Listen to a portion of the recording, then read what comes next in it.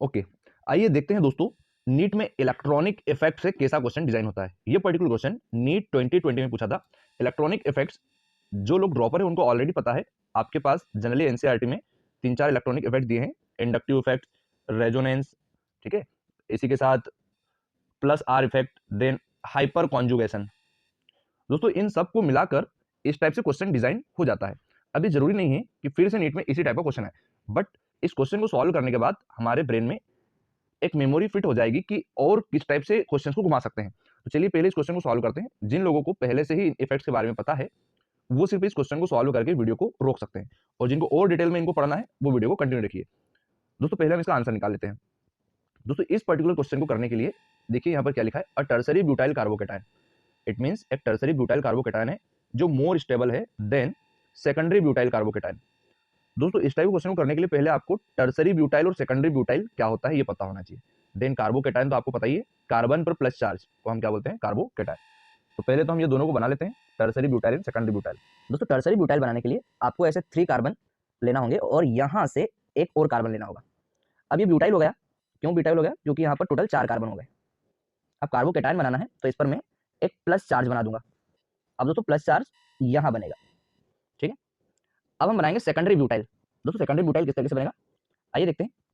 यहाँ पर सिर्फ ऐसा होगा CH3 CH देन CH3 और जो सेंटर वाला है उस पर प्लस चार्ज होगा। दोस्तों कार्बोकेटाइन प्लस ज्यादातर सेंटर में ही बनता है क्योंकि इससे डिग्री ज्यादा मिलती है। अगर आप यहाँ पर देखें तो कितना डिग्री का है ये 1 2 एंड 3, तो ये आपका 3 डिग्री है।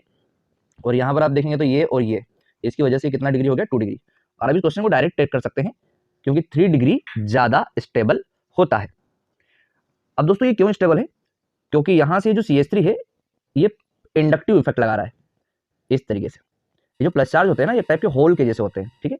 अब इस होल में इलेक्ट्रॉन कौन डाल रहा है? यहाँ से यहाँ से यहाँ से 3 जगह से इलेक्ट्रॉन डाल रहे हैं, दैट्स वाई 3 डिग्री ज्यादा स्टेबल है। और यहाँ पर सिर्फ 2 ही जगह से इलेक्ट्रॉन डाल रहे हैं, है ना, तो इसलिए 2 डिग्री कम स्टेबल होता है। तो ये इंडक्टिव इफेक्ट लगा रहा है, प्लस आई इफेक्ट हम कह सकते हैं। यहाँ पे 3 प्लस आई इफेक्ट लग रहा है, ठीक है। 3 जन लगा रहे हैं 1 2 एंड 3, और यहाँ पर सिर्फ 2 ही जन लगा रहे हैं, ठीक है। तो यहाँ पे 2 प्लस आई है। देखिए दोस्तों ऑप्शन में प्लस आई का कहीं पर भी जिक्र नहीं है, माइनस आई है, और यहाँ माइनस आई इफेक्ट नहीं लग रहा है, ठीक है। तो ये जो A1 वाला है ये गलत हो गया, ये आ ही नहीं सकता। अब तो दूसरे ऑप्शन में है रेजोनेंस।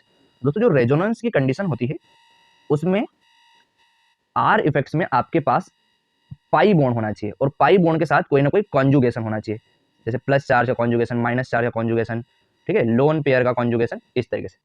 बट यहाँ पर तो डबल बॉन्ड है ही नहीं, ठीक है, इसमें डबल बॉन्ड बन ही नहीं सकता।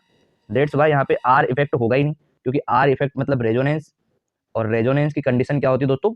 डबल बॉन्ड, ठीक है। इस तरीके से डबल बॉन्ड होता है, जैसे यहाँ पर ये लोन पेयर इसके साथ कॉन्जुगेशन में है और रेजोनेंस कर रहे हैं, तो ठीक है, यहाँ पे रेजोनेंस वाला ऑप्शन तो आ ही नहीं सकता।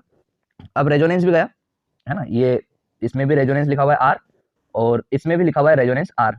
दोस्तों 1 2 एंड 3 तीनों के तीनों गलत हो गए हैं, ठीक है। अगर यहाँ पे प्लस प्लस बना होता प्लस आई तो हम कह सकते थे इसका आंसर 1 जा सकता है, लेकिन यहाँ पे तो माइनस आई है, दैट्स वाई ऊपर के तीनों गलत हो गए। अब आपके पास बचा हुआ है सिर्फ फोर्थ, तो इसका आंसर क्या होगा? 4। अब ये हाइपर कॉन्जुगेशन क्या होता है?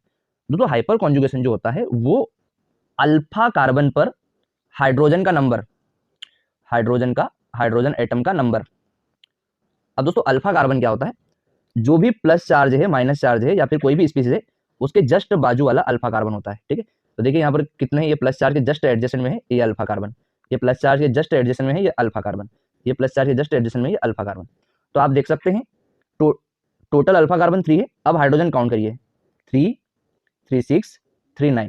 तो दोस्तों टोटल कितना हाइपर कॉन्जुगेशन है? 9 हाइपर कॉन्जुगेशन हो गया यहाँ पर। और दोस्तों यहाँ पर अगर हम देखें तो ये प्लस चार्ज की जस्ट साइड में ये अल्फा कार्बन, ये प्लस चार्ज की जस्ट साइड में ये अल्फा कार्बन।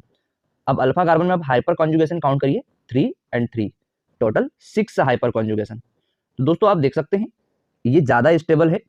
पहला रीजन तो प्लस आई इफेक्ट है ना, क्योंकि जो CH3 एटम CH3 ग्रुप होता है इसका प्लस आई इफेक्ट होता है। और दूसरा रीजन यहाँ पे हाइपर कॉन्जुगेशन है। अब आपके ऑप्शन में प्लस आई का कहीं पर भी जिक्र नहीं है, प्लस आई की बात नहीं कर रहा है ना, तो ये भी गलत हो गया, ये भी गलत हो गया, ये भी गलत हो गया, सिर्फ एक ही बचा हुआ हाइपर कॉन्जुगेशन। दोस्तों यहाँ पर ये खत्म हो गया। अब अगर आपको ये डिटेल में समझना है इंडक्टिव इफेक्ट क्या होता है और इनकी प्रैक्टिस क्वेश्चन करना है तो मैं इस वाले एमपीटी पोर्शन में आपको प्रैक्टिस करा सकता हूँ। आप कमेंट कर दीजिए तो मैं आपको inductive effect, resonance, hyper conjugation, है ना, इन सब के प्रैक्टिस क्वेश्चन करा दूंगा।